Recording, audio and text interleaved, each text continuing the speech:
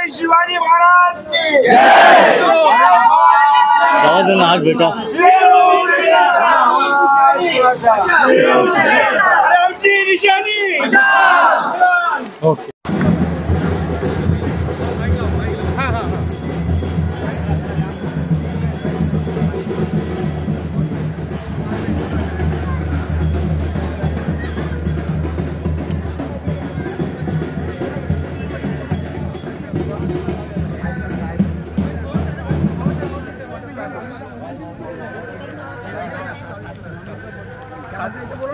बाहेर सगळ्यांना लवकर पुढे मटा देतात बोल पानी का पान रहता ना, कच्चा पान कुछ डालने का नहीं, कच्चा पान चाहिए बंदे को। 5-6 भेजना, अर्जन भेजना।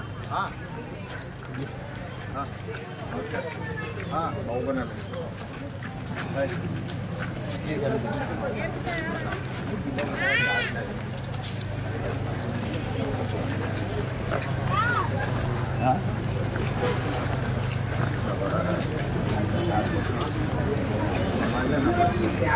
ठीक है, हो गया काम।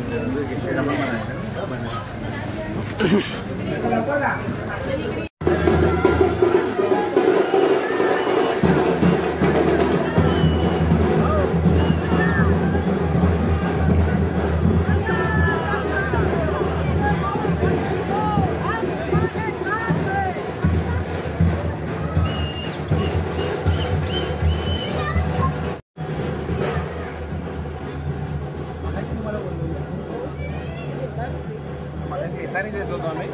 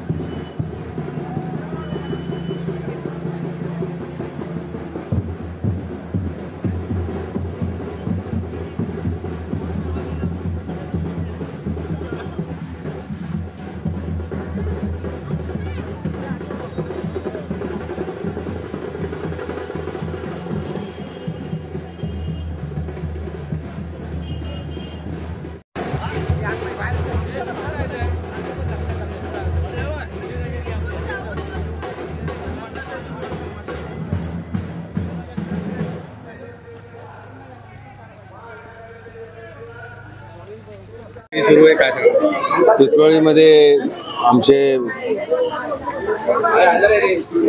जिंकून येणारे खासदार संजय दिना पाटील यांची आज प्रचार यात्रा आमच्या कन्नमवारमध्ये चालू आहे आणि ज्या प्रकारे ही प्रचार यात्रा चालू आहे आणि ज्या प्रकारे रिस्पॉन्स आम्हाला मिळतोय, आमची विजयाची खात्री या रिस्पॉन्समुळे आणि या मिळालेल्या प्रतिसादामुळे आमची खात्री झालेली आहे की आता जिंकण्याची लढाई नाही, संजय पाटील जिंकलेलेच आहेत, परंतु आम्ही किती मतांनी जिंकायचं याच्यासाठी आमची लढाई चालू आहे। गद्दारांना धडा शिकवण्यासाठीची लढाई आहे, गद्दारांना त्यांची जागा दाखवण्यासाठी ही लढाई आहे आणि अनेक वर्षांनी आमच्या ईशान्य मुंबईतला मराठी माणूस असं वाटत होतं की आम्हाला एक खासदार पाहिजे, मराठी खासदार पाहिजे, जो आमची बाजू, ईशान्य मुंबईची बाजू एक ठामपणे आमची मांडेल आणि संजय पाटलांसारखा उमेदवार आम्हाला मिळाला हे आमच्या ईशान्य मुंबईचं भाग्य आहे की संजय पाटीलसारखा खासदार आमच्याबरोबर आहे,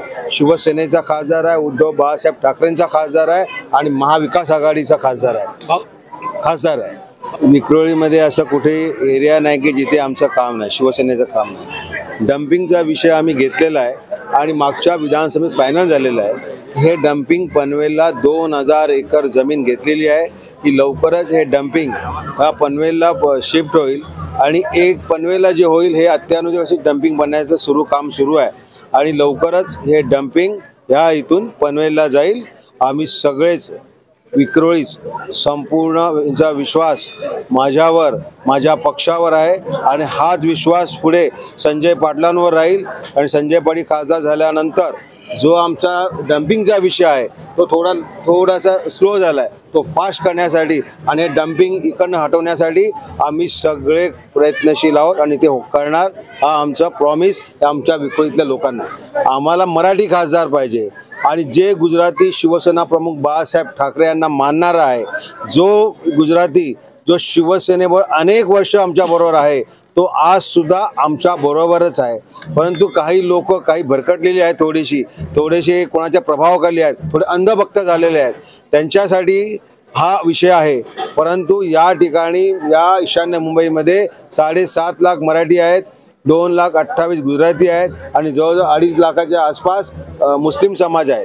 आणि त्यामुळे मराठी माणसांची एक मागणी होती की या ठिकाणी यावेळेला आम्हाला मराठी खासदार पाहिजे आणि आम्हाला मराठी खासदार जिंकून देण्याची संधी आम्हाला मिळाली आहे. आणि ही संधी ईशान्य मुंबईतील प्रत्येक मतदार पार पाडेल आणि संजय पाटील येणाऱ्या 4 जूनला हे नक्कीच दिल्लीला पोहोचतील मराठी माणसाची बाजू मांडण्यासाठी, मराठी माणसासाठी आणि ह्या मुंबईमध्ये मराठी माणूस टिकवण्यासाठी.